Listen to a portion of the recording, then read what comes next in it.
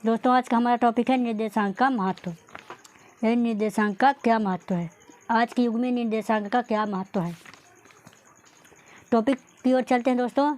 हमारा first topic है दोस्तों जीवन निर्वाह लागत निर्देशांक, यानी निर्देशांक में जीवन निर्वाह लागत का क्या महत्व है।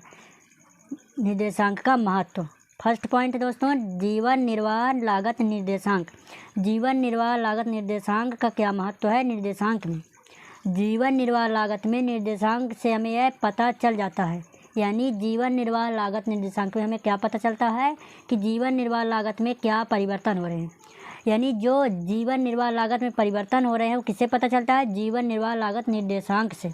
अर्थात श्रमिकों की वास्तविक मजदूरी, जो श्रमिकों की वास्तविक मजदूरी होती है वो घट रही है या बढ़ रही है, ये कैसे पता चलता है, जीवन निर्वाह लागत में।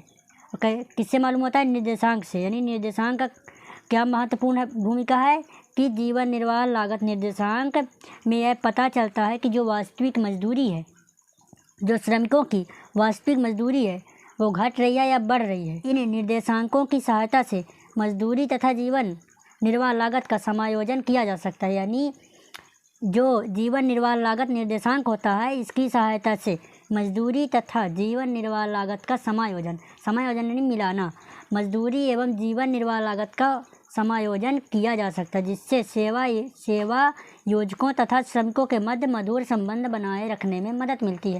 यानी जो सेवक योजकों एवं श्रमिक होते हैं उनके बीच मधुर संबंध, यानी जो मधुर संबंध होता है उसे बनाए रखने में हमको मदद मिलती है जीवन निर्वाह लागत निर्देशांक से। यानी जीवन निर्वाह लागत निर्देशांक के लिए बहुत महत्वपूर्ण टॉपिक है। और हमारा दूसरा टॉपिक है दोस्तों मुद्रा के मूल्य की माप। यानी निर्देशांक का दूसरा महत्व क्या है, मुद्रा के मूल्य की माप। सामान्य मूल्य निर्देशांक की सहायता से हम मुद्रा के आंतरिक मूल्य में हुए परिवर्तन के बारे में जानकारी प्राप्त कर सकते हैं। यानी सामान्य मूल्य निर्देशांक की सहायता से, जो सामान्य मूल्य निर्देशांक की सहायता से हम मुद्रा के आंतरिक मूल्य, यानी सामान्य मूल्य निर्देशांक की सहायता से मुद्रा के आंतरिक मूल्य के परिवर्तन के बारे में हम जानकारी पता कर सकते हैं। यानी मुद्रा के मूल्य की माप में हम सामान्य मूल्य के निर्देशांक के सहायता से आंतरिक मूल्य के परिवर्तनों में जानकारी प्राप्त कर सकते हैं। मुद्रा के मूल्य में अत्यधिक कमी अथवा वृद्धि, जो मुद्रा के मूल्य होता है वो अत्यधिक कमी हो या वृद्धि हो, दोनों ही अर्थव्यवस्था के लिए हानिकारक होता है। यानी अर्थव्यवस्था में अगर मुद्रा के मूल्य में कमी होती है उसके लिए भी खराब प्रभाव पड़ता है, नहीं कुप्रभाव पड़ता है। और अगर वृद्धि होती है उसके लिए भी मुद्रा के मूल्य में जो वृद्धि होती है वो अर्थव्यवस्था में भी प्रभाव पड़ता है। सरकार को इन दोनों निर्देशांकों की मदद से मालूम हो जाता है कि समाज के विभिन्न वर्गों की कीमत स्तर का क्या प्रभाव पड़ रहा है। समाज में जो विभिन्न वर्ग हैं उसमें कीमत स्तर में क्या प्रभाव पड़ रहा है। और सरकार इन निर्देशांकों की सहायता से अपनी आर्थिक नीति बना सकती है। जो निर्देशांक की ये मुद्रा के मूल्य की माप है उसमें सरकार जो अपनी आर्थिक नीति है वो बना सकती है कि अर्थव्यवस्था में स्थायित्व बनाए रखा जा सकता है, और जो अर्थव्यवस्था है उसमें स्थायित्व बनाए रखा जा सकता है। अगला पॉइंट है दोस्तों हमारा व्यापारी के लिए उपयोगिता। यानी निर्देशांक का व्यापारियों के लिए क्या उपयोगिता है, क्या भूमिका है व्यापारी के लिए, जो व्यापारी वर्ग है उसके लिए क्या उपयोगिता है। चलिए देख लेते हैं दोस्तों।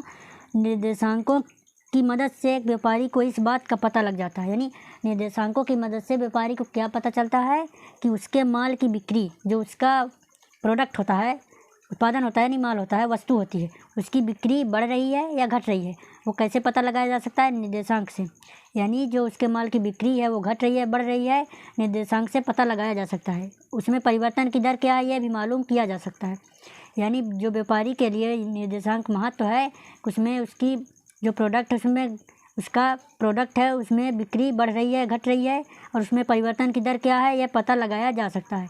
इस जानकारी के आधार पर व्यापारी अपने जो नीति में परिवर्तन करके अपने लाभ को बढ़ा सकते हैं।